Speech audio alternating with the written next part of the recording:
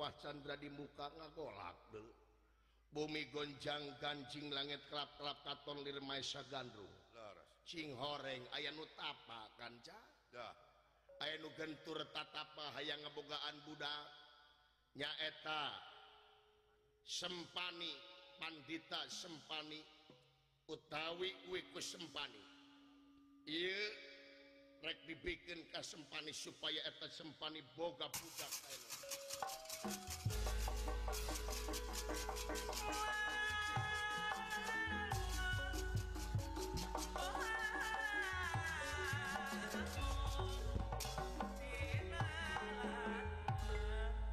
yang resen rada kebayaning dewa masrahkeun ieu sawarehna kulit kepongpong putrana Pandu dipasikeun ka Panita Sempani mangke hinggi Sempani bakal kagungan putra katela Jayarata kayanan anu mana ya Jayarata teh sakali-kali teh dikengengkeun nganyeri turunan Pandawa itu numutkeun ujaring carita iya carios ieu putrana Pandu anu diganyang ku ieu gajah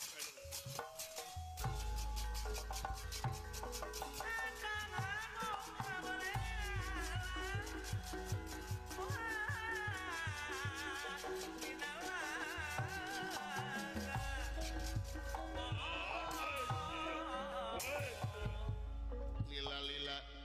ieu budak teh ngarasa nyeri di gadilan wae ku ieu gajah anak-anak ieu gajah mastakana diparieskeun ku ieu putra Pandu bari jeung ieu putra Pandu saolah-olah diwara bahasa ku ieu gajah aing Gajah Sena sia dipaehan ku aing Gajah Sena sia dipaehan ku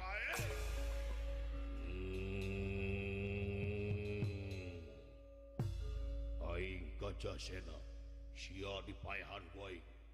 nurutan goblok kurang ajar iya mastakana ngadorok-dok sapisan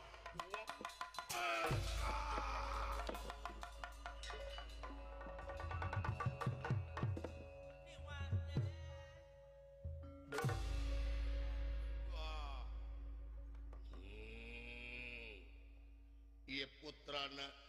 Pandu bakat masih keneh amek ieu gading dan duana dipotongkeun kayanana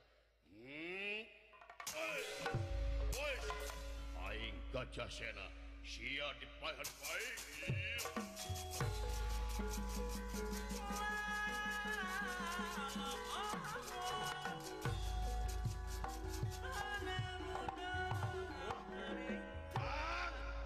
dulu itu Pak ayana jang lupa tuh aki-aki teh seruduk bagaimana teh jang juragan Panu teh emot jang ngali budak dijejekan ku gajah jang aduh Gusti ieu Dewi Durga bingasa kalangkung ningali gajah parantos ke masing pati datan nerat tangga demang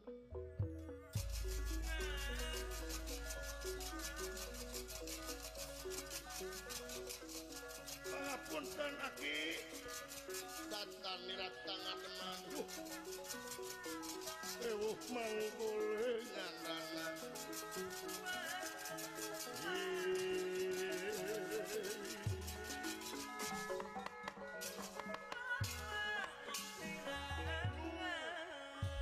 saha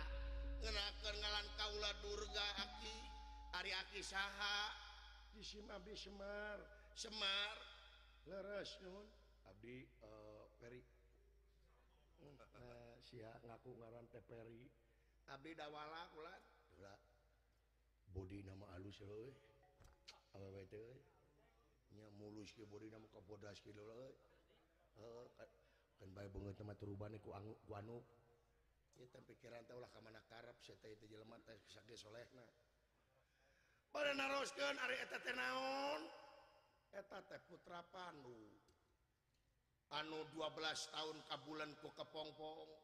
di tatapaan di puasaan kuramana aya kacanak angin ka dia gening tiasa kabongkar ku eta gajah teh gajah naon eta teh hama kaula gerek dipaehan ku eta gajah dipaehan nanging kaula teh asa katulungan ku eta naon disebut teh kepongpong naon pongpong teh leres eta lamat ya lamat eta bagja nuhun pisan eta jalma nuhun lupa tinggal pak jang lumpat ti lupa itu dulu itu geus boga ka era mun bebulucunan deul jang kebateng karunya bebulucunan kitu dadah eta teh sabaraha taun yuswana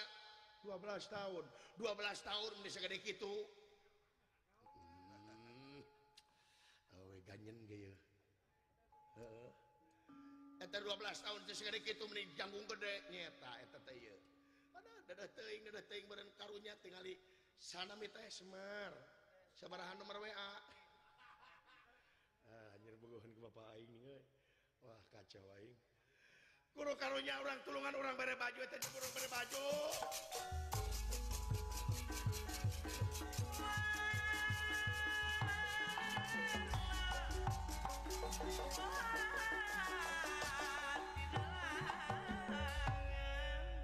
ieu gading gajah an dipotongkeun ku ye putra Panu aneh bin ajaib ieu gading gajah lami-lami ngahiji sareng jempolna sareng kukuna ieu putra Panu kawentar ieu putra Panu kagungan kuku pancanaka sanaos ieu parantos nemek kaluar tina kepongpong nanging aya ka era lumpat margi bubulucunan kaya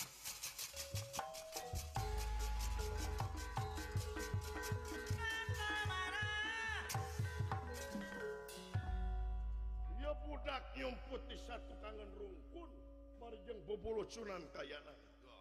Dewi Durga sumping kayanana datan nirat tangga demang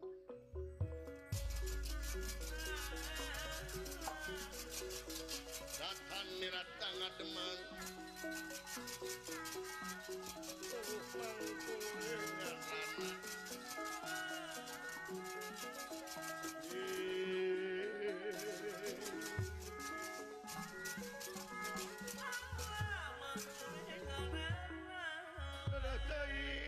dadah teuing kasep saha anjeun teh saha aing kaca sena sia dipaehan ku aing Pak ya